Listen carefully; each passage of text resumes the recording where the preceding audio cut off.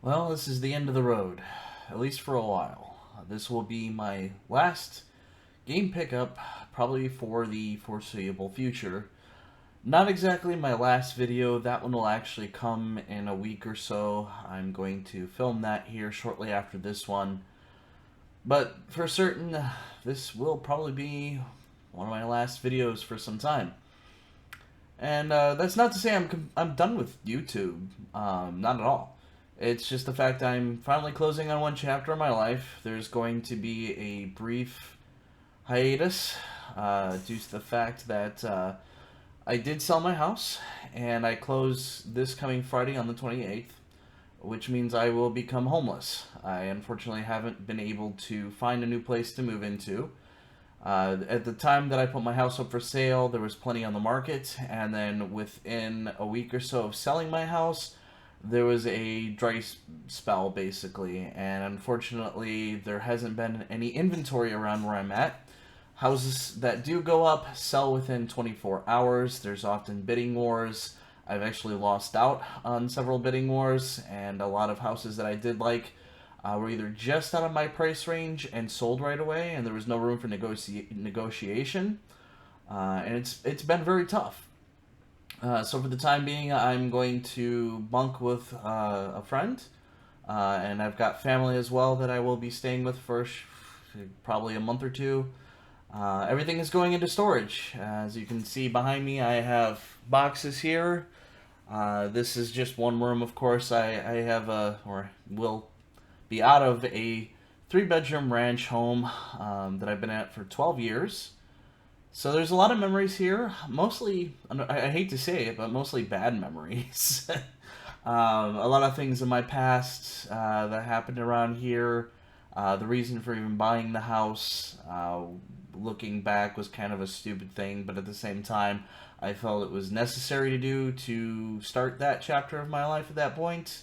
I was fresh out of college. I wanted to move away from my parents, be out on my own. I started a really good job at the time, and things revolved around that happened, and I wanted to be out of here shortly after that, but just due to finances and bouncing between jobs at the time, it was really rough to up and leave. But now I feel I need to get away from it and just move on. So, yeah, these are the pickups, and we'll get right into it.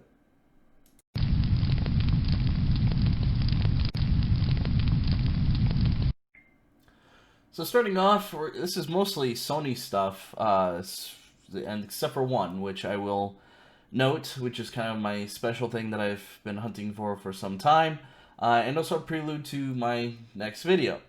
We're going to start off here with some PlayStation 4 releases that came out. This will cover July and August, since I didn't put out a video early August, and it's now going on almost September. It's the last week, basically, of August.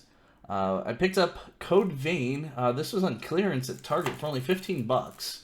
I've heard some mixed things about this, but I felt for $15 it might be worth picking up and checking out. I heard the customization on this for your character is absolutely nuts, and the game itself is pretty good. So I figured, why not? We'll give it a shot and see what happens. Next up, if you've seen my Atomic Wave video on console releases, this was on there. This is digital until up to this point, which is great. This, as far as I know, is the first time that this game has actually been released physically for consoles. It was a Atomic Wave exclusive for a very long time until they came out with the Samurai Showdown anthology, which had the game in it. And I don't think the new SNK Samurai Showdown collection has this game on it either. I could be wrong. That is Samurai Showdown 6. This is a game that I still have yet to get on the Atomic Wave, but now I have a physical version of it. I've had it digital on PS4 for some time, and that's what I took a lot of video from when I made that last video on the Atomic Wave console releases. But check out that video if you're interested. There's a couple of nice, interesting hidden gems on that one. I hate that term, but It's true. Some games that people may not have heard of. Alright, moving on to the Vita releases. Yes, the Vita comes back. Some exciting stuff, actually. We got a copy of Dragon Quest Builders. This was released as well as the second one on the Switch. This is the Asian English version. PlayAsia actually got in a couple of the ones I've had in some past pickup videos. This is one that I was waiting on getting in. I'm not a huge fan of Minecraft per se, and to be honest, I haven't really played any Dragon Quest games. But the fact that this was kind of getting hard to find, and it was a mix of the two games series, I thought would kind of be interesting to pick up. So I managed to grab a copy, and it came in just a few weeks ago. So looking forward to kind of giving that a shot. Would probably be the only real Minecraft game that I play, even though the Minecraft itself was only digital on the PlayStation Vita. So next up, another PlayAsia exclusive release, which the graphics in this looked amazing. However, the gameplay and everything else was pretty lackluster. It didn't get great reviews from a lot of Vita fans, and that is Emma. Great, gorgeous art on it. I love this cover art. You can kind of see the sticker here. That's pretty much it behind it. This is number 940. I don't exactly remember how many copies were actually made of this. I do remember it selling out pretty quick, though, at the time that it was released. This is East Asia Soft PlayStation Vita game number 34. But this one's more of a platformer. Think like Super Meat Boy. You're bouncing around different areas and trying to get to the end of the level. It looked interesting, and I kind of jumped at it. I'm kind of glad I did, because now you can't really find this on PlayAsia. With this particular collection, it comes with the original soundtrack, the number certificate, of course, and a printed manual. And I'm not sure, I don't recall if the manual on this would fit inside the Vita case. I doubt it. A lot of the new manuals for the Vita now are too large to actually slide inside of the Vita case. But that was kind of interesting. Now into some heavy hitters for the Vita. This one I recently just got. There's an interesting story behind this game. This is Epic Mickey 2, the Power of 2 for the PlayStation Vita. And the interesting thing about this game is, even though it has ESRB rating on it, which would kind of denote that it is part of the North American release, that is partially correct. This did come out in North America only.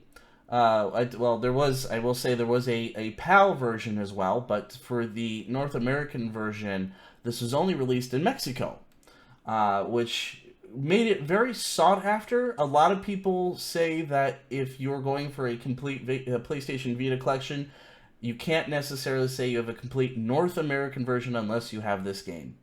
And for the longest time, I only had the US collection, or still do. I still am maintaining that. But a guy approached me. He says, "Hey, my brother from Mexico actually managed to get a hold of a couple copies. Would you be interested?" And I said, "Of course." So we worked out a deal, and he shipped it to me, and it arrived just last week. So this, as far as I'm aware, is the only other really weird ESRB rated PlayStation Vita game. I mean, it's an okay shape. There's some wear and tear on it, obviously, which is fine. There is no inside art or anything, just the game card. But I have the game, I have the visual art, and it's going to go on with the collection once I find a new place to put all that back up again. So for now, it's just going to go in the bin with the rest of the Vita games, and it is coming with me. That will not be going into storage. So wherever I end up, I'm going to be toting around this big box full of Vita games. Last for the Vita games, another particularly hard one. This is the second to the last Vita release for limited run games, and that is Papers, Please. A rather interesting game where you play as a person. You basically are playing border patrol for a country, and as people are trying to come across the border, you have to check for their papers. Make sure that they are who they are. There's some people who try to run across the border. It got very high scores. A lot of people really were after this game. Surprisingly, I was able to get a copy, but not in the way you would think. I went to both of the timed releases at the Limited Run Games website. The morning one, I missed it. I got there right on the second, and as soon as I got it into my cart, PayPal failed me, and by the time I checked out, it was already sold out. And that was within a minute and a half or so, and those games were gone. I tried the second round, and kind of the same thing happened. I got in, had it in my cart, tried to check out. It failed. It brought me back to their main menu, or their main splash page for their releases. It was still available at the time. I quickly clicked it, added to cart, tried to check out, and nothing. Which really disappointed me. It was probably the first Vita game I missed out of all of these that I wasn't able to at least get in on the second round, because usually the second round's a lot easier to get to than the first round. But I always try the first just in case. That way I have those two chances to take advantage of. And then a lot of people were upset. Of course, everybody threw a big fit on Twitter. And Josh had mentioned shortly after that, during that evening, after the second run was already gone, that they were in the middle of trying to weed out the bots and people who used programs to actually get copies and cancel those. And he said, if you are interested, we can't guarantee anything, but send in a ticket to us just in case. Say, hey, especially if you're a longtime fan of Limited Run and you have the purchase history to prove that, send in a ticket, and if we come across a couple, we'll let you know. So I said, well, taking a chance is better than no chance at all. So I submitted a ticket, and about 2 days later, I did receive an email saying, hey, we happen to have some canceled copies. You were one of the few who actually put in a ticket, and we know you're a longtime buyer of Limited Run games. We're going to give you this opportunity. And it's kind of a one-time deal, which kind of makes me really nervous. But I said, absolutely, let me have it. I'll throw my wallet at you. So I managed to get a copy. I didn't have to pay scalping prices because it was going for crazy money on eBay. I haven't really checked lately to see what it's going for right now. But it makes me super nervous for Super Meat Boy, which will be the last release that Limited Run is doing. They haven't yet announced when that release will be, other than the fact that it will come with, or it will be sold at the time that they're doing Super Meat Boy for, I think it's the Switch or PlayStation 4, I can't remember which, but they're still actively working on that. They do have the Super Meat Boy games on hand, so fingers crossed, because once that's released, it's going to be a complete bloodbath, and if I manage to get one, I'm pretty much finished, other than a couple Play Asia releases that I actually have purchased already. I'm just waiting for, especially right now with the mail service being extremely slow and imports coming in and going through all that stuff. There's stuff that I've ordered 3-4 months ago that still hasn't arrived yet, which were kind of disappointing, especially coming from Play Asia, where they tell you they'll have them in a couple weeks, and they usually ship them out pretty fast, but nothing has shown up yet. So we'll see how that goes. But see, yeah. So this will be the last Vita pickup for some time. Now for the big release and the final game. This is one, again, I hinted towards a little earlier in this video, sort of, but super excited about this. I've been chasing this game for some time. I finally bit the bullet. It doesn't come up very often, and it is definitely not cheap. We're talking almost the $200 to $300 range, and I didn't pay anywhere near that, thankfully. And I tried to make a deal with the guy before, and he shot me down. We couldn't come to an agreement for a price, and I thought, okay, I'll just let it go. And about a month and a half later, it was still on eBay, and the price finally came down where I was like, okay, I'm comfortable with that. Let's do it. And that game is King of Fighters 11 on the Atomic Wave.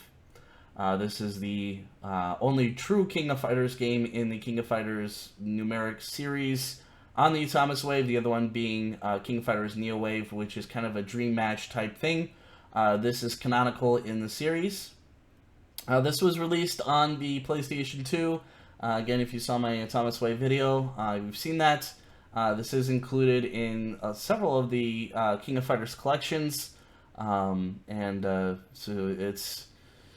But what I find strange, though, is they haven't got it digitally yet as a standalone release. Which kind of boggles my mind. I would think that would be one of them, but it's apparently not. But I love the art in this. This did come with the homebrew or Southtown homebrew art, so it matches all of the other cases that I got. Here's the back side. This is custom made. This is not the official art that came with it.